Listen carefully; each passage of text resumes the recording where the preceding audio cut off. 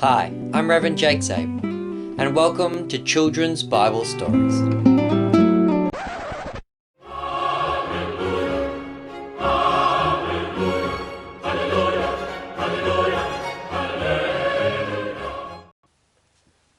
Alright children, in this video we're doing another children's church history story, and our story today is going to be the story of Rollo the Walker.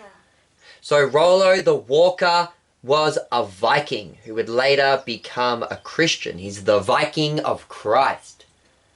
And children, do you know why he was called the Walker? Because he was too big to ride a horse. Yep, according to the histories, Rollo was such a tall, large man, taller than all the other Vikings, that he was unable to ride a horse. He'd get on, get off me, get off, it's too heavy. So Rollo, being so big, would have to walk everywhere he went. Now, the early history of Rollo is a little bit unknown. He was born sometime in the mid-800s. Rollo died in the year 933, and his tombstone says that he was in his 80s. So that would mean he would be born sometime around the 850s. Now, we don't know exactly where Rollo came from. Different historians debated whether he came from Denmark or Norway.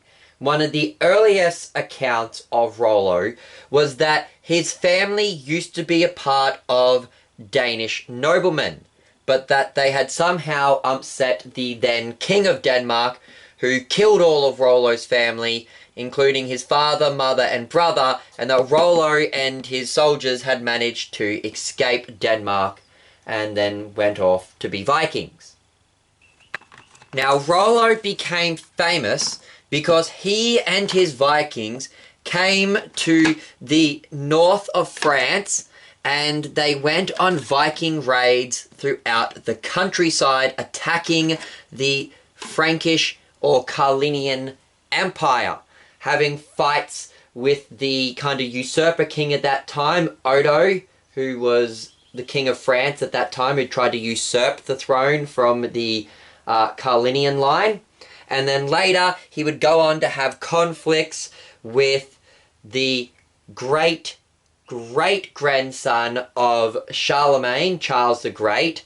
The great-great-grandson was known as Charles III or Charles the Simple, because he was not a very strong or good or wise or intelligent king, which is why his throne had been kind of taken from him by Odo for a bit. But Odo's brother, Robert, was a nobleman, and he was actually a loyal supporter of Charles the Simple. And so while Charles stayed back in his castle not fighting, Robert would take out the Frankish forces to fight against these northern Vikings, who they called the Normans, because they were men from the north. And in the year 911 AD, Robert had managed to finally defeat Rollo the Walker in battle and to halt his progression. Now, the problem was, Robert was able to defeat Rollo and stop Rollo from taking any more Frankish land, but Rollo's forces were so strong that Robert was unable to take the lands back from the Vikings.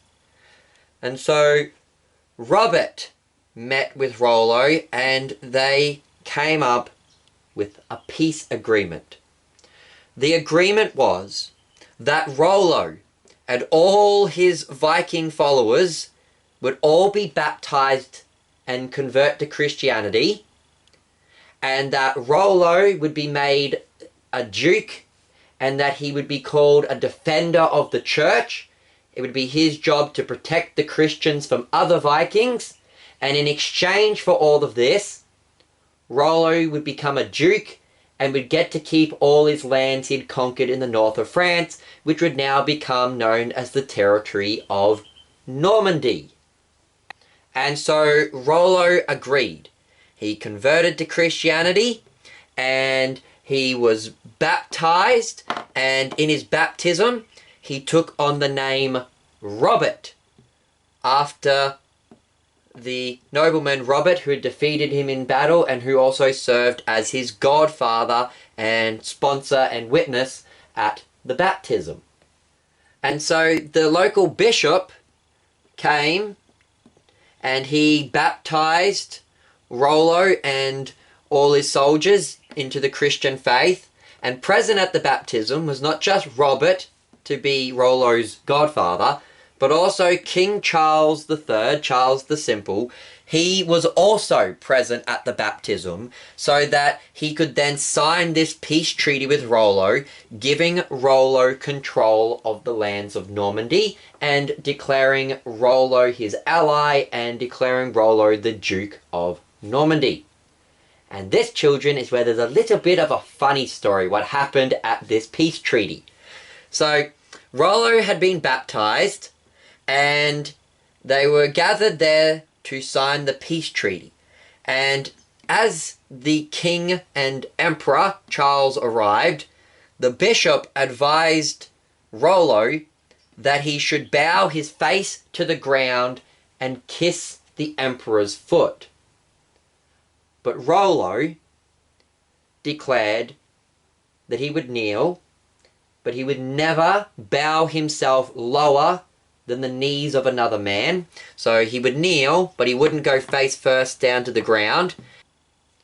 And Rollo said that he would never kiss the foot of another man. And so instead he turned to one of his loyal soldiers and said, "Oi, how about you go kiss the emperor's foot instead?"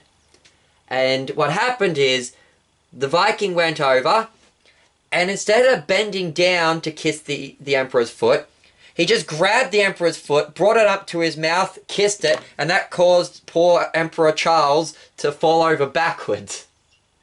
And that then was how the peace treaty between Rollo and Charles the Simple went. Rollo would then go on to keep his promise and become a defender of the church, defending the land from the Vikings. In 927, he would then co-rule with his son for a little bit before retiring a year later. Then in 933, he would die from old age in his 80s. Now, before we wrap up this video though, there is one other important piece of information about Rollo. One of Rollo's descendants who ruled over the territory of Normandy was a man known as William. He would then go on to conquer the English throne and become the King of England, known as William the First or William the Conqueror. And what is interesting about that is that that happened in the 1000s AD, and to this day, the current monarch of the British throne, King Charles III, the son of Queen Elizabeth II, is a descendant of William the Conqueror, who himself was a descendant of Rollo the Walker. Meaning that the current British monarch, King Charles III, is a great so many great grandson of Rollo the Walker, the Duke of Normandy, the Viking of Christ. And that's been our story for today, children. I hope you've enjoyed it. I've been your host, Reverend Jake Zabel. Goodbye and God bless.